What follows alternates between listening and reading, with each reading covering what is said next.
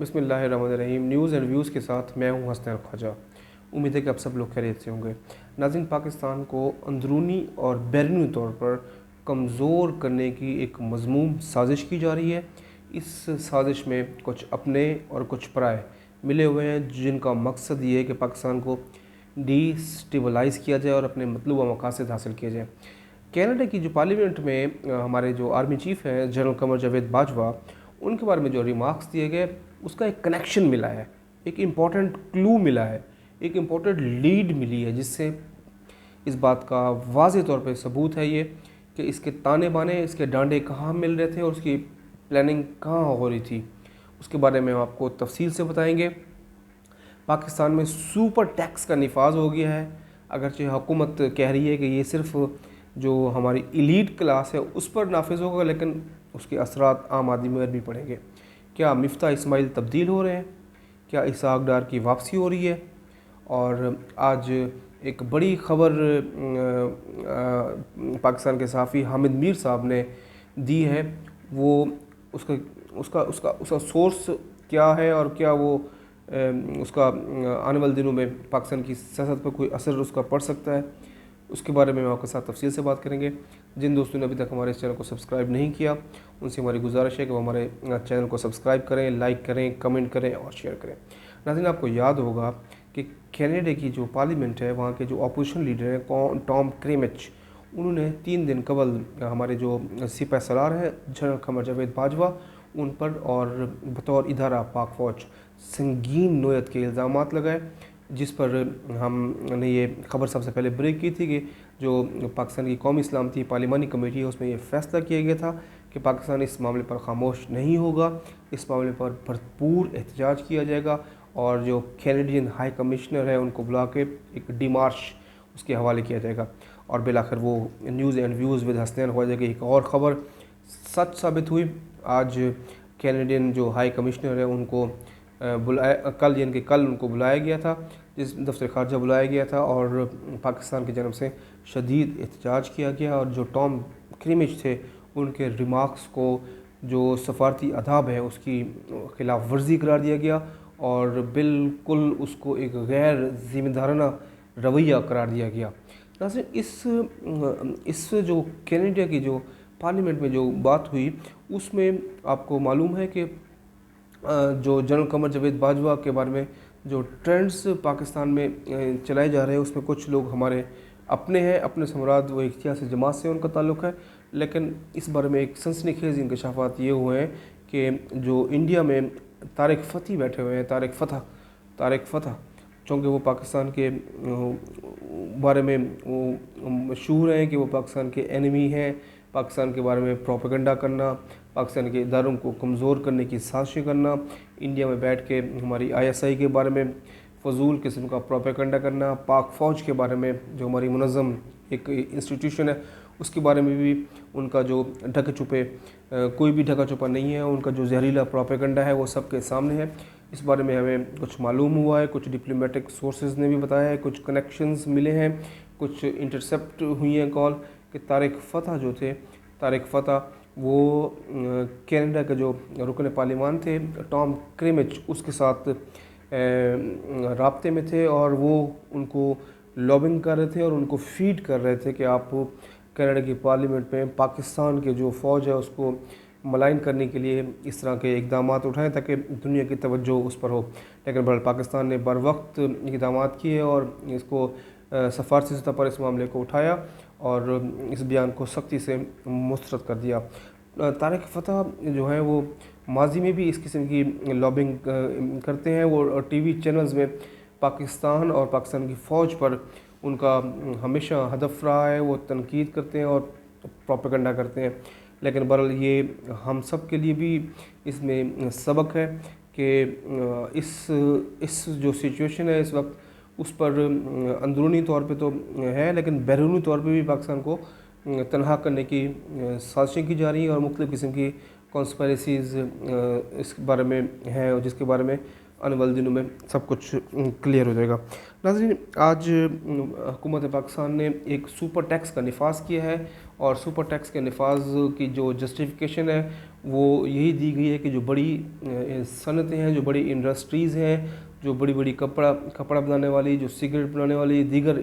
Industries ہیں، اس پر super takes one time لگے گا اور عام آدمی پر اس کا کوئی اثر نہیں ہوگا. لیکن ڈیفینیٹلی اس کا جو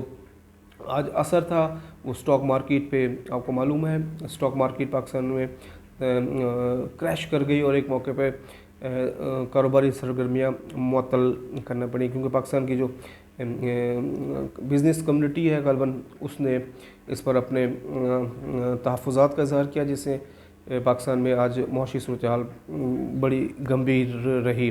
دوسرا، جو اس سے پہلے تنخواہ دار طبقے کا ٹیکس کا ریشو تھا وہ اب پہلے کم تھا، اب اس کو زیادہ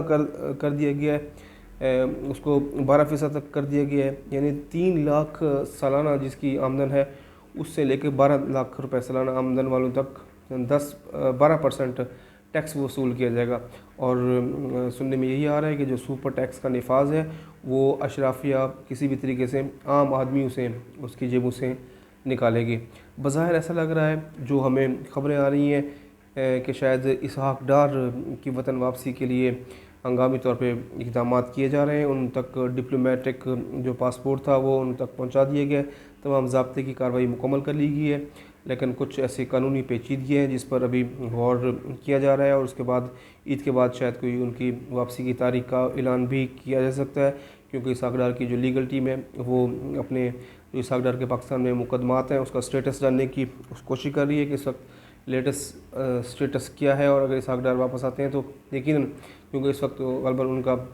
جو ہے ایبسکونڈر ہے اور مفرور ہے، اشتہاری ہے، تو ان کو گرفتار کیا جائے گا. لیکن اگر وہ راہداری بیل لے لیتے ہیں تو شاید ان کی گرفتاری پھر یقیناً نہیں ہوگی. لیکن یہ بظاہر ایسا لگ رہا ہے کہ شاید جو معاشی صورتحال ہے وہ مفتاح اسماعیل فیصلہ سازی میں شاید اس طرح کے ان کو لبرٹی نہیں ہے، لندن سے ہی فیصلے لینے ہیں، تو پھر اسحاق ڈار یا کہ اس کو سنبھالیں گے، کیونکہ اسحاق ڈار نے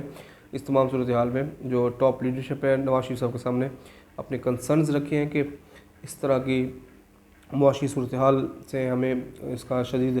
سیاسی طور پہ نقصان ہو رہا ہے. لیکن ایک اچھی خبر یہ ہے کہ آج جو ہمارے دوست ملک ہے چین، اس کی جو بینک کا جو کنسورشیم تھا اسے پاکستان کو $2 ارب پاکستان کو موصول ہو گئے ہیں. وہ ایک معاشی لحاظ سے ایک اچھی خبر ہے. اور IMF کے بارے میں بھی یہی ہے کہ اگلے 8 سے 10 دن میں پاکستان کو پہلی انسٹالمنٹ مل جائے گی. جب IMF کی انسٹالمنٹ پاکستان میں مل جائے گی تو یقیناً پاکستان میں جو ڈالر کی سپیڈ پچھلے دنوں کل بڑھی ہے، تقریباً 5 روپے کم ہوئی ہے، تو جب اگر IMF کی انسٹالمنٹ آ جاتی ہے تو اور بھی گرے گی. اب چین کی جو انسٹالمنٹ پہنچی ہے پہلی، تو اس سے بھی اب کاروباری ہفتے کے پہلے دن میں یقیناً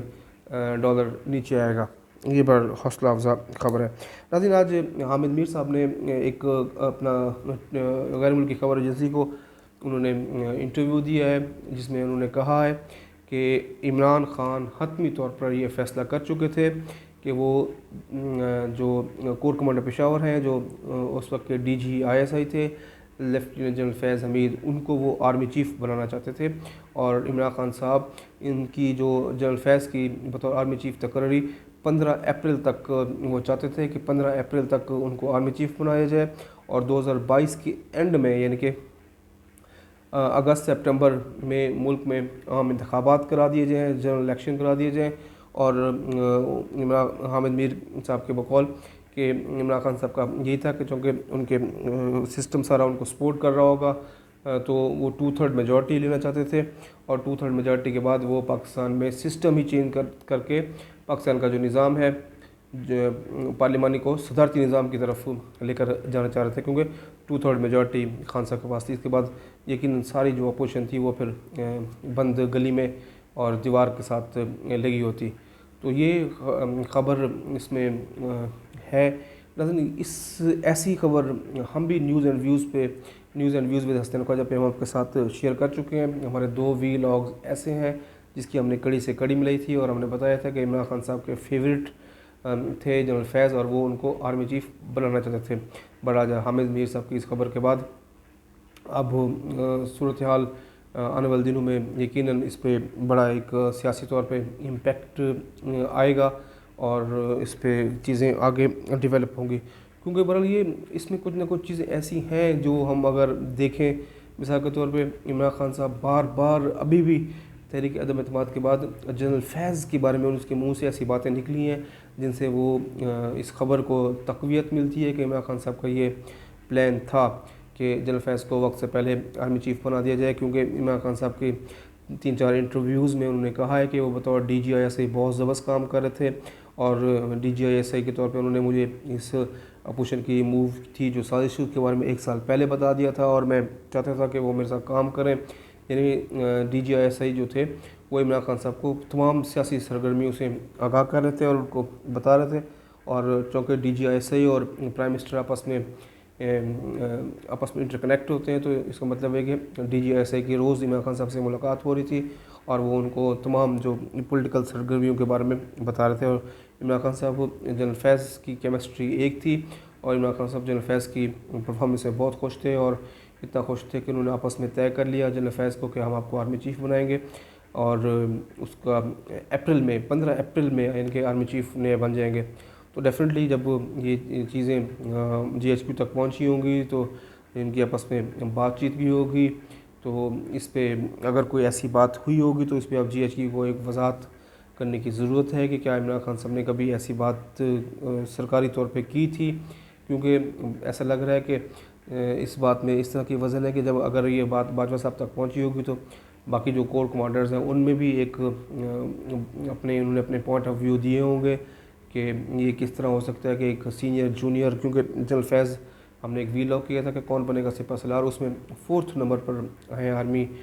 چیف کی لسٹ میں، تو بہرحال آرمی میں ایک میکنزم ہے، ایک سسٹم موجود ہے،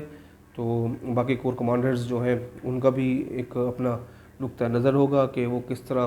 کیسے ہو سکتا ہے کہ ایک جونیئر کو فوقیت دیجیے، اور 1.5 سال پہلے یعنی کہ فوج میں کیا 2 آرمی چیف ایک وقت میں کام کر رہے تھے پیرالل،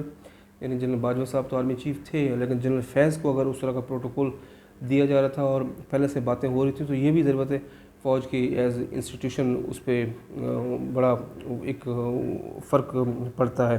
یہ بڑی امپورٹنٹ نیوز حامد میر صاحب نے دی ہے۔ دوسرا ناظرین، ایک ویڈیو چل رہی ہے جس کے بارے میں یہ کہا جا رہا ہے کہ یہ جو سابق D G I S I ہیں جنرل شجاع پاشا، ان کی یہ ویڈیو، اور اس ویڈیو میں دیکھیں وہ کس طرح اپنے انسٹیٹیوشن کے بارے میں، اپنے جنرلز کے بارے میں بات کر رہے ہیں، لیکن ہم نے فیکٹ چیک کی ہے، ہم نے اس بارے میں اطلاعات لی ہیں، کچھ ہمارے سینئر جو عسکری ذرائع ہیں ان سے بھی بات چیت ہوئی ہے، اور انہوں نے کنفرم کیا ہے کہ یہ ویڈیو جو سابق ڈی جی آئی ایس ہیں جنرل شجاع پاشا ان کی نہیں ہے۔ شاید پی ٹی آئی کے لوگ جھوٹ کو، پروپیگنڈا کو سچ بنانے کے عادی ہیں، وہ شاید ان کی شکل آپس میں ریزمبلنس تھی تو اس وجہ سے اس کو ہر سوشل میڈیا کے پلیٹ فارم پہ وائرل کیا گیا، مختلف واٹس ایپ گروپ میں وائرل کیا گیا، ٹویٹرز پہ بھرمار تھی، فیس بک، انسٹاگرام، سب جگہ اس پہ بھرمار تھی، اور وہ جو صاحب فرما رہے تھے ان کے بارے میں بھی معلوم ہوا ہے کہ وہ فوج کے ہی انہوں نے بطور کپتان چھوڑ گئے تھے، اگر ان کا نام جو تھا وہ کرنل صاحب تھے، ان کا نام ابھی میرے ذہن میں نہیں ہے، وہ میں ان کا نام اگلی ویڈیو میں آپ تک پہنچا دوں گا۔ تو یہ وہ تھے، جنرل شجاع پاشا صاحب نہیں تھے، لیکن بل پی ٹی آئی کا پروپیگنڈا آپ کو پتہ چل کے وہ کس طرح چیزوں کو بغیر تصدیق کے اور بغیر کسی کنفرمیشن کے بلائنڈلی آگے وہ فارورڈ کر دیتے ہیں۔ تو بہرحال یہ سچویشن اس طرح کی ہے اس وقت۔ دوسری طرف سے جو پی ٹی آئی کے جو ہے سوشل میڈیا ونگز، وہ کسی بھی طریقے پہ چاہتے ہیں کہ کسی بھی طرح انسٹیٹیوشن میں تقسیم ہو جائے اور وہ اپنے مطلوب و مقاصد حاصل کر لیں، لیکن ایک بات آپ کو یاد رکھنی چاہیے، جب تک آرمی چیف بیٹھا ہوا ہے تو آرمی کے جتنے بھی جرنیلز ہیں وہ آرمی چیف کی اس بات کی اوبے کریں گے اور اس کی ہر قسم کی انسٹرکشنز مانیں گے۔ تاریخ آپ کو یاد کرنی چاہیے، جب نواز شریف صاحب نے جو آرمی چیف تھے جنرل پرویز مشرف صاحب ان کو برطرف کر دیا تھا، جنرل مشرف صاحب پاکستان میں نہیں تھے، سری لنکا میں تھے، یہ سب باتیں آپ کو معلوم ہوں گی، اور انہوں نے اس وقت کے جو D G I S I تھے وہ عمران خان نواز شریف صاحب کے بہت کلوز تھے اور نواز شریف صاحب کو ہر چیز بتا رہے تھے، اور ممکنہ طور پہ کچھ ایسی چیزیں بھی ہیں جو کہ lieutenant general Zia Uddin but بتا رہے تھے کہ مشرف نے یہ پلان بنایا ہوا ہے، یہ پلان بنایا ہوا ہے، کارگل میں اس طرح کیا اور وہ ممکنہ طور پہ کو بھی کر سکتے ہیں، تو نواز شریف صاحب نے ان کو آرمی چیف تعینات کر دیا، ان کو بیجز بھی لگا دیے گئے، لیکن ہم نے دیکھا کہ جو فوج نے اپنے پرانے جو آرمی چیف تھے اس کی انسٹرکشنز کو تسلیم کیا تھا اور ضیاء الدین بٹ کو آرمی چیف نہیں مانا تھا، تو یہ بل فوج کا ایک ڈسپلن موجود ہے۔ امید ہے کہ آپ کو ہمارا یہ ویلاگ پسند آیا ہوگا۔ میری آپ سے گزارش ہے کہ آپ ہمیں کمنٹس میں اپنی تجاویز سے آگاہ کریں کہ آپ کس قسم کے موضوع پر اپڈیٹ رہنا چاہتے ہیں۔ تو جن دوستوں نے ابھی تک ہمارے اس چینل کو سبسکرائب نہیں کیا، اسے ہماری گزارش ہے کہ ہمارے چینل کو سبسکرائب کریں، لائک کریں، کمنٹ کریں اور شیئر کریں۔ آج کے لیے اتنا ہی۔ اپنا، اپنے دوستوں کا، رشتہ داروں کا، فیملی کا، سب کا بہت خیال رکھیں۔ اللہ حافظ۔